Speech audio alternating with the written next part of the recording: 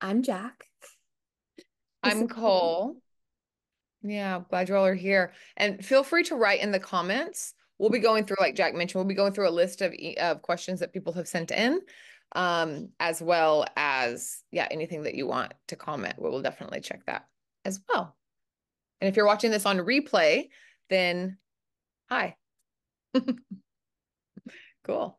Let's get So going. we're here to chat about our 300-hour teacher training that starts in 2025, which is actually not that far away now. We kick off in April. So I think I'll just start us with our list of questions and we'll see where we go. Yeah. Okay. So our first question we have is, what are the prerequisites for joining our program? Mhm. This is a 300-hour training. So the prerequisite is that you have taken a 200-hour training before. So this is not a foundational training, which is why it's important that you have the foundational training before we dive into um, the next level stuff. And this training can be taken modularly. So we have 4 modules, and it's cool because you can kind of move at your own speed. So if you wanted to take 2 in 2025 and then wait and finish in the coming years, you could do that. Or you can sign up for the whole thing. Do you want to speak a little bit more to a couple of the individual modules that might have some space for other folks to join? Yeah, the really I believe that the first one, Krama, is going to be the one that is definitely a prereq to have a 300-hour or to have a 200-hour training there because it'll definitely be assumed that some of the class structure, the class sequencing, the asana is already there. This is going to be class curation and building upon a foundation here. So this one really is, yeah, I think kind of more of a line in the sand that you need to have a 200-hour. And some of the other ones, I think the other modules, if they call to you and there is a curiosity there, then we'd love to have a conversation to see if it's a good fit. Each module will still have, we will weave in how to share it as well. A lot of it will be a personal journey, but then it's also how to share it. So you will be building classes around it. And we'll just keep in mind that people are coming in at different levels. So what you prepare will be in accordance to your experience at that point. Because even if you have taken a 200-hour, we're not expecting you. Some people will not have taught before. Some people are doing this, for further personal development. And then some people may have been teaching for 10 years. So there's not a certain level necessarily that you need to be at, but maybe more of a certain foundation that would be there. So to recap, Krama definitely, module 1, Krama definitely needs to have 200-hour prereq. And the other 3 are Open to conversation. open to conversation. Yeah. Yeah. So reach out Yeah, about so if you're interested in just doing one, then just shoot us an email and we'll get on a quick Zoom call and just chat about kind of like what your intentions are in taking the course and what your foundational knowledge is. And it's so great that we have such a variance in people's experience because, we everybody kind of works together. We always learn from each other. I always say every time we teach these trainings, like I always learn so much from the students. So it's really cool to have a diverse cohort.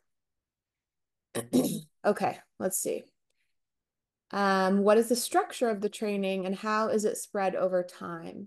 Okay, so I already spoke to that a little bit. It's modularly, and we have 4 modules. So like I said, we start in April. You can see the 4 modules really broken down on our website. And each module meets bi-weekly during the dates that it runs. So let's see, we meet on Wednesdays, Fridays, and Sundays. Is that right? Tell me if I'm saying the Yep. days wrong. You got those down better than me always. So we meet bi-weekly for those days. And then we also have a study group that will meet on the off week. So the in-between week, you'll meet with your study group, which happens on Wednesdays as well. What else? Anything to say about the structure? How is it spread over time? I think that sums it up. Yeah, the full course runs over 9 months. There's 50 hours or there's 100 hours. And it's kind of like 6 weeks. I believe it ends up being like 6 weeks and 12 weeks, something like Mm-hmm. that. And in between each module, there's kind of however you want to look at it. There's 2 weeks in between each module. There's a week to kind of catch up and to solidify that module. And then there's 2 weeks separate and then we start again. It's a little confusing way to say that, but so But the point is, this part's important. The point is, it is a lot of work. It's a big time commitment. We expect that you take it seriously, we take it seriously, and we know that like life is happening in the background. Mhm. So we've done this before, and we have found it to be useful for everyone to have space to digest the information and also just to kind of rest in between. So we've spaced this one out a little bit more, Mhm. just based on feedback, and life is busy. Yeah. So we have a great question. How do the different groups work with the different time zones? So for the study groups, so which actually goes right into the next question, which is about attendance. So let's talk about both of those things. The study groups that we have on those Wednesdays of the in-between weeks, we have two different meeting times for those study groups because we know everyone's in different time zones. So you actually get to choose your meeting time that works for you. So like I'm in Central Time. Lucky for me because we list everything in Central Time. So for my time zone, we have a morning meeting and an evening meeting. So people in Europe and UK would do my morning meeting, right? And then some folks here who are working might do the evening meeting. So we try to arrange the meetings so that everyone is definitely able to make at least one or two during each week that we're Yeah. meeting. And we also know that, if the meeting is happening at midnight, every Sunday, your time, we don't expect you to show up at midnight. Right. And we can have some also these study groups and the same with the regular classes is that you can also like link up with people, like say you do a teaching trade or something like that, you can kind of link up with people. We'll be in a large community to link up with people who it works for you to link up In your with, like time zone. trades, things like that in your time zone. Yeah. Yeah. Yes, because we'll do some Well, we do partner have work. people sign up from all over. So Yeah. you are not in the States. You will definitely not be the only person not in the States. I feel like it ends up being about half and half. Um, but we have partner stuff and group work. And so we always try to put folks together who are in similar time zones for ease. Yeah. So the next question is what is expected for attendance, or what is the attendance policy, which people always have a question about given all the time zones. So as I said, if the meeting is in the middle of the night for you, we're not expecting you to show up. What we are expecting is that you'll watch the replay in a timely manner, get your work done, meet with your group, and kind of stay on task with us that way. So, you know, the real answer is just like show up as much as you can. Yeah. You will get what you put into it is what you will get out of it. But it's kind of, I guess we'd say like a rough like 70% we need to see your face. We want to see you live as much as possible. Yeah. Yeah, absolutely. Um, And feel free to ask more questions if we didn't, fully answer what you're going for here. Okay, let's move on. What styles of yoga will be covered? Mm. this is the I fun feel part. Lots of I things. Yeah, I know. I feel like I could give a whole lecture on this question. Go for Um, it. Start it out. okay, well, reel me in if I go too far. So we will absolutely be working with Vinyasa yoga. That's a pretty broad term, in my opinion. So what we feel is most important, especially in this 300-hour training, is that you're starting to kind of like hone in on what your specialty is, or what your offering is, or where your voice really shines through. So we'll work with like a flow style, which could show up as vinyasa, it could show up as hatha, as we're beginning working with sequencing and creating classes. But we also get deep into the yin practice. We'll spend quite a bit of time learning about Tantra yoga, Bhakti yoga, and especially the Tantra and the Bhakti can be woven into the Vinyasa, and they can even be woven into the yin. So we're weaving in and out of all the things. But I think, at the heart of what we do is an embodiment practice, and that can show up in many ways. And I almost like hate giving it a label, and I know you need to know. So that's my trying to consolidate answer. That sounds good. Okay. I All right. concur. So this next one's for you, Cole. How much asana should I expect during this training? Hmm. It will depend a little bit per unit. Krama will definitely be doing the most asana.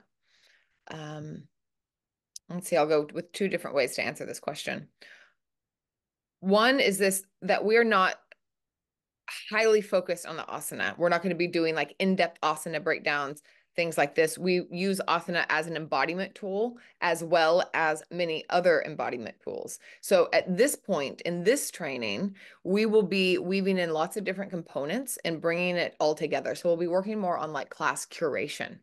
So we will be utilizing bringing asana in, but we'll also be bringing in mudra and mantra and meditation and like how we bring it all cohesively. So the 200-hour, we focus more on pose breakdowns, things like this. Here we are kind of beginning to create it all together.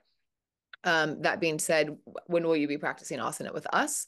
We'll be using the majority of our live class time to discuss and to get into the nitty gritty and to be in community and all of that. We have so many classes and asana classes online. We will be directing you towards specific classes so that you can practice them on your own. You will also get access to CCY Studio, which has lots of classes with me, myself, Jack, and our other teachers.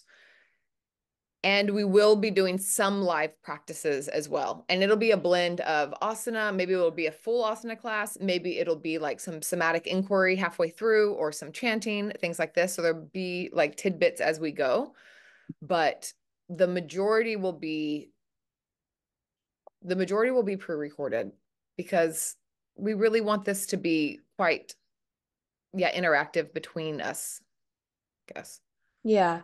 And I would add the majority, I would say, will actually be like homework because it won't be all pre-recorded in the sense that you will be expected to meet with your partner or your small group and also offer some trades in that sense. Um, but so we will have a little bit of time to practice together live, but a lot of it will be done kind of on your own time. Um, but even when, I know that I'm just showing up and we've got a big lecture, I still open with chanting, or we always drop in with some kind of meditation, or, and that's really just like part of facilitating the experience, which we'll talk about. This is all about facilitation. So I'm just mentioning that because it is fun to practice together live, right? And even sometimes if like, I know I've been talking for so long, we just need like a body break and we need to do something to get back into our bodies and less spaced out in our minds. So I think it's well woven in. Yeah. Yeah. Okay, next question. How do you support personal practice development in this program? Well, that's what it's all about. This is the whole thing. That's what I see this question. Our personal practice is the place from which we teach. So as we are learning how to hold space for other people, we're ultimately kind of building this foundation of holding space for ourselves and our own humanity and exploring that and learning what that is. And then I think that we can better be of service to others. So it's so much about personal practice development. Yeah. Yeah. Okay, next question says, what opportunities will I have to practice my teaching skills? Oh, I like this question. Yeah, we'll have lots of, because this is online, you'd be amazed if you haven't done an online course before. Well, there's probably a very different ways that online courses are created. I've definitely done some where it felt very disengaged, where it was just kind of like flat and I'm just watching pre-recorded things and there's not a lot of interaction. And we've taken those courses before, and maybe you have as well. And this is not one of those courses. But we keep this really engaging, and we do have lots of experiential components, including homework. So we'll be sharing in class, you'll be sharing outside of class. Well, there'll be class curations, you'll be practice teaching, asana, meditation, different holding space techniques. So we don't just put information and we don't just send information your way and like just hope it lands. We want to encourage the integration and the embodied experience. So Mm-hmm. there will be And we'll quite a bit. often utilize breakout rooms during our live sessions. So we'll take, a 15-minute break and you'll go partner up with somebody or be in a small group and practice, teach whatever it is we've just been talking about. And sometimes that will be part of your homework to prepare to do that during the live session. So there's a lot of application of the content that we're learning, which, like you said, Cole, it's the integration, and that's what's so important. Yeah. Okay, what kind of mentorship or support will be available throughout the training? You want to talk about the mentorship project? Yeah, so we have a particular mentorship project. Is it like a mini mentorship project in the first module in 𝐓𝐻? And 𝐓𝐻 is putting things together one step after the next. So this is a good spot for it to bring a seed of an idea, a seed of one of your ideas into creation. So everybody will come up with something that they want to create. And whether this is, a class for a certain demographic, or maybe it's a workshop series, or maybe it is a retreat or something, we'll work with you on making that happen and laying out a plan, a step-by-step plan for that. For that little passion seed of yours. And then also we'll be together for, for quite a while. And we're here for you to support you and to answer questions. And while we don't have, you know, we're available via our community and message, even though it's not a full one-on-one training here, we are here. Yeah. Mm-hmm.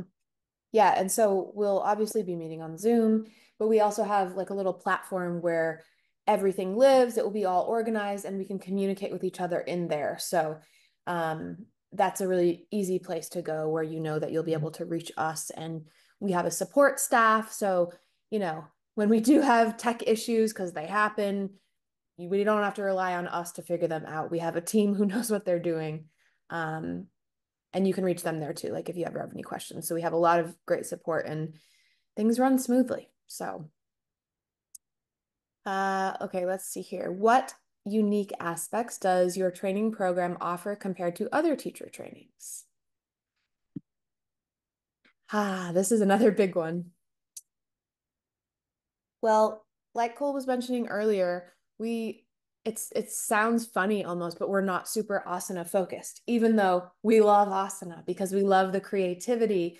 We love taking like a concept that can feel kind of out there, from yoga philosophy or Buddhism and turning it into a movement practice. Like that is just art and it's so fun. So we love asana, and we're not going to tell you, your knee needs to be at a 90-degree angle and, have this crazy alignment. We very much believe that we need to personalize our practice and make the yoga asana fit the body and not the body fit the yoga. So embodiment, that's the word that we always come back to. And it's a great place to always come back to. Um, we also have some really unique topics that we discuss in this training. that I don't see in other trainings. And speaking to like the personal development and the self-study piece of it, we have, a lot on the nervous system, the addiction and recovery piece of it, looking through neuroscience and Buddhism, the Tantra yoga. We'll be learning about yantras, we'll be chanting, we'll talk about cultural appropriation. It's really just such a wonderful mix of really diverse and important topics that I think are what makes our teachings kind of feel really personal to people. Yeah. Feel really personal, and also like it's all aimed towards like being in the world. Like a way to like human better. Like how do we use this? What does this mean? And how do we use this information to be more skillful in the world? A few other things that I'm really excited about is in the social equity component. Our teacher for is April. She's incredible. She's doing social equity, and she's also doing nonviolent communication, and which I'm very, very excited about, of like how do we come into community? How do we have conflict? How do we navigate these things? Because it's going to happen. So I think that that's going to be such a tangible and practical component that's I'm really excited to learn. And let's see what else. I'm really excited about the Buddhism component because yeah, we just love diving into this philosophy. But we're going to do a death contemplation, which I've been very intrigued by the last few years, and I went on a little personal journey with it of how we can face our grief, our finitude, our death, and how that can help us live with actually more joy and more presence. And I think it's very, very important. And this, I feel, is unique, quite unique in our program. And I'm so excited to explore that with y'all. Mm. Mm-hmm. Yeah, we're kind of weird in a good way. Weird in a good way. Also, really excited about bringing this like embodied mythology, which, mythology we hear about, but I've never had it come alive as much as it has with some of our teachers. One of our teachers, Kelly Cam, what in our last 300 hour, she's like totally ignited my curiosity about mythology again. And then we have an incredible teacher, Andrew, who's coming on as well. He'll be exploring a personal mythology with you and how you take these ancient stories and you make it really personal and you're actually writing your own mythology. And I'm getting ready to embark on a year-long training with an actual mythosomatic training that I'll be bringing in some of the stuff that I'm learning into it. So I'm just pumped about it's really like the OG, the original archetype work is in these ancient stories. It's so amazing. Yeah, I it's want to really inspiring. anything else on this question? Because Olivia, there we have another question in the chat box. No, I think we could just continue talking the whole time about what makes our training special. So we'll pause there. I will Um, say that we are not that something that's really beautiful about the 300 hour, and we get to shape the 200 hour in a sense, but because there's so many requirements and there's so much foundation that needs to happen, we are more in a sense kind of like we need to get through this, and this, and that's just the nature of it. And in the 300 hour, this is legitimately what we're curious about and what lights us up and what we're excited about. And we find the teachers that like are jazzed and carbonated about their topics because we understand that our understanding is, a certain shape and a certain width. And so then we are bringing in and outsourcing to people who are really rich and in their passion for what they're sharing. So we're so like trusting and honored to have this really diverse faculty that's bringing some beautiful things, and we'll be learning alongside of you in some components. yeah, I cannot say enough about our teaching team. Yeah. I'm just so thrilled. Okay, so question about the groups. Are they large or small? Um, well, let's see. So we'll have folks who join for the entire training. I think we're looking at probably like a group of 20, would Mhm. say, give or take. And then as we have some people that might join for just a module or two, that number will grow a little bit here and there, Mhm. depending on the module. And we're all in different time zones, right? So some of the meetings that you actually attend might seem smaller because most of the people can't make that one in the time zone, et cetera. So, so that's like the size of the large group. And then, like I said, we utilize breakout rooms. So we're often in smaller groups and you'll kind of be chatting um, with the other students, as we go along. Yeah. So I would say like we may have 20 in our core group. We may have 30 in the whole module, but in our meetings, it seems like we have probably like 12 to 15 people in the meetings, I would say. That's an you think? I think that the Sunday ones we usually have the most people in just because people are typically maybe don't not working that day and the time works for most. So I think we usually have one big one. But yeah, it's varied. Um, but you'll kind of see a pattern as we go. And I'm just saying, trying to, yeah, narrow it down a little bit, just so you know that it feels intimate. It feels intimate in there, even though there may be a broader base. And again, we do lots of breakout rooms, and be doing personal trades, and you'll have small groups and all of that. So we keep that as an aim and an objective that we make it intimate. It's really important for us because especially because it's online. Like we want to be able to get to know you. We want everyone to be able to get to know each other um, to the capacity that feels okay for each person. Because like Cole was saying, you can totally join online trainings and just like not connect with anyone and it could be live, but it might as well be pre-recorded. And our stuff is not like that at all. When we're live, we are like laughing and everyone it's a conversation. It's not just us yapping at you the whole time. So, And okay. that being said, we do have some pre-recorded content for each, but it's not very much. It's if I think for the 50-hour units, it might be like 2 to 3 hours. And then for the 100-hour units, it's like 5 to 6 hours that you'll have some pre-recorded content that goes along with it, either whether that's asana or whether that's a supplemental lecture or a podcast or something like that. But we really stand firm in that we want this to be as engaging as possible. So we come into community as much as possible. Right. It's not a self-paced course. No. We want you to show up and move along at the same speed more or less as everybody else. Yeah. Uh, Which I think okay. is an important point that we need to be sure that yeah, this is not a self-paced Mhm. course. That you will go at your own pace, like within it a little bit. Like you'll be, have some different replays to rewatch or things like this, but it's not like you have access to this and you can complete it in the next 5 years or something. That we want to keep the community and we want to keep the community and the Sangha together. And it's a Mhm. completely different experience when it's done that way. We do a Yeah. lot of things on our own. Yeah. And we want to do this. Yeah. And truly, it always blows my mind, like the relationships that are built in an online training space, even. And it's beautiful because we otherwise wouldn't be able to come together in this way. So I'm grateful for the ability to do that. Yeah. What is the process for assignments, exams, or practical teaching assessments? Okay, so I mentioned we have our community platform or portal, so that's where you'll submit everything.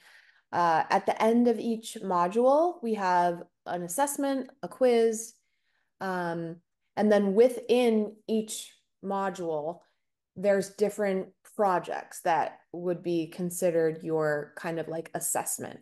So depending on which module, there's different things, but there is just kind of like a straight up quiz type test thing at the end of each one. And no one fails, just so you know. Nobody fails. If you're like really not getting it, then we'll just hang out with you and we'll figure out how we can get everybody on the same page. Um, so we mentioned teaching trades. We'll often ask you to write a reflection on your teaching. Like, how did it go for you as the teacher, and how are you feeling, and where could you use support? Um, what else, Cole? Yeah, and it's not just about teaching either. It's also going to be your personal reflection around like what did what came alive for you during this um during this lecture, this segment, what are your thoughts on this? There's a lot of self-inquiry. There's a lot of self-inquiry because we're always want to bring it back through filtering it back through our own experiences. And it's really beautiful to then hear this in community, the diversity of experience. And yeah, there's a lot of depth here, and some things are a little provocative, and we're not shy from asking some provocative questions. And it's always step in and step out as you need, but it's really beautiful to be able to be witnessed and to share authentically and maybe a little vulnerably in community. So you'll definitely get that opportunity. Yeah. Yeah. Okay, next question is, how do you approach inclusivity and accessibility in your training? This is definitely at the heart of what we do. It is a huge, huge value of ours. And I think we could answer this question kind of in two parts, like the first one being inclusivity and accessibility for the people who are taking the training, right? Because we understand the diversity in different learning styles and needing support in different places. And so we want to support you. And so we just ask that you communicate with us and let us know if there's some kind of additional support you need, so that you leave really having an embodied understanding of the material, and then because we ask you to write reflections, we ask you to teach, we ask you to practice, we ask you to just sit and self-reflect. I feel like there's many different kind of like modalities that you're receiving and offering the information. So my hope is that that's helpful. Like some people are stronger writers, some people are stronger speakers, some people would rather create a collage, and we welcome it all.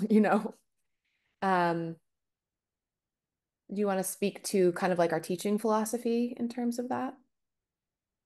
Yeah, and I think that a lot of this is modeled in the way in which we will teach in the training, and then we always are speaking then how we share this as well. So it'll be modeled in a sense, and then we'll also you speak straight to it. Like, how can we use our language to land in a wider way? Such as just literally the words that we choose, like possibly, consider, maybe, perhaps, like allowing words of allowance, letting people choose. And there is some nuance and some refinement in the ways in which we share, in the ways in which we speak, but it's so learnable and it becomes very natural as well. And it creates a completely different class. And I don't necessarily teach my sequence that much differently. Like, say, I can teach a strong vinyasa class, and the way in which I deliver it, depending on the language that I use, widens it to be accessible for so many more people. So I think that getting more graceful in the ways in which we share our classes, the language in our classes makes it wider. Mm-hmm. Yeah. Yeah, and just to expand on that a little bit, like reminding students that the goal is embodiment, right? The goal is not Rajasana. The goal is to have an embodied experience, and I think that is allowance in itself. So, Yeah. Yeah, absolutely. And there's reminders throughout, whether we're sitting in meditation and you're speaking to, you're normalizing, there's a lot of normalizing language, whether you're speaking to, oh, has your mind ran off again? Minds do that, just to normalize experience by kind of naming what could be happening and then bringing it back to this belongs, mm-hmm. and that belongs to. And when you shake, that belongs to. And when the quiver is here, this is the same little thing, but weaving these in can really be shifting for students, especially in the shaky moments. Yeah. Mm-hmm. And even for facilitators, I think to just become aware of our language, and especially for those who've been teaching for a long time, Mhm. to pull back and just observe that. Yeah. Okay, So we spend a lot of time with noticing these things, and a lot of things we've been taught to say, which is fine. And then how can we refine it? And there might not be necessarily anything wrong with the way in which we deliver something, but we explore considerations of how maybe they can be more skillful. And we think about ways in which things might land, possibly not to us, but how they possibly land to other people. And whenever we're in a group together too, we can, we get to share about how this thing that may not affect us affects other people, how this thing this teacher said really had an impact. So it's about understanding impact on different people, and always seeking to be a little bit more skillful. Not about saying this is right, this is wrong, but about also in our teaching being able to give ourselves grace and create a wider arena from which to share from. Mm-hmm. Yes, impact centered over intention, for sure. Okay, the last question I have on this list is, what is the homework load and what kind of homework? I feel like we've spoken quite a bit to what kind of homework. The homework load, a lot of times we'll get the question like, how many hours a week should I expect? And that's a really hard question to answer because we all just work at different speeds. So in the past, when we have had trainings and we've asked folks how long they spent, the answer varies greatly. Yeah. So we never want to give it a hard number. But outside of our scheduled calls, we expect that you'll spend, this is very rough, 2 to 5 hours per module on your homework. So remember, No, not per module. per Per like we're not doing this weekly, so per bi-weekly. right. That makes Yes. sense So because we every have two, 2 weeks, Wednesday, Friday, Sunday, study group, and that's over 2 weeks. right. We need to come up with a name for like the week that we're in session, the in session week. Yeah. Yes, that's right. Um, and some weeks will be a little more and some weeks will be a little less. And you'll find you're cruising through some things and other things are challenging for you. So, um, just want to reiterate, like I said at one point, it's structured in a way to give space for life. And, this is a very long training, so life will come up. Unexpected things that you weren't planning on will inevitably happen. And so we offer grace when that happens and know that sometimes you might need some extra time to get an assignment in, whatever. We're happy to accommodate, and we ask for the same patience from you because, we have this planned out. We are very prepared and life still happens. So, okay, that's all I have on this list. Any other questions from folks who are here live or anything else that you can think of, Cole? Nope. I can say about payment plans. I don't think we talked about that. So first early bird is until the end of November 30th. So I think it's $400 off until the end of November. That's from the full training. And payment plans is that you need to put the deposit down. For the full training, the deposit is $800. After that, we can set up a payment plan that works for you. And what works for us is if we can do it in a set amount of payments. That amount of payments can be whatever you want them to be. We can do it in 20 payments of $100, or we can do it in 10 payments of $200 or whatever, but it's easy because of the system. If it's the same amount of money set over however many periods that you want. So the periods are in flux. I think I've made my point here. Yeah. We got you. Yeah. So then we can be flexible. We can be flexible with that. So yes, payment plans, all good. Yeah. I think I think we've covered a lot. Yeah. If questions come up after the session, because that often happens to me whenever I'm doing something like this, just feel free to send us an email. We're happy to respond directly to you. And, if anyone's like wanting to chat more one-on-one, we can set up a quick Zoom call and do that as well. Yeah. So, yeah, we know it's a big commitment. It's a big commitment of your time, of your money, of your energy. And we really want to support you in knowing that, you know, this is a good fit for you. Yeah, absolutely. Yeah, we'd love to chat about it. So reach out. We're easy to find. Shoot us an email and let's have a chatteroo about it. And would love to study with you. Yeah. Thank you so much for everyone who sent in questions and for everyone who showed up live. And we will see you soon. Ciao, ciao. Bye.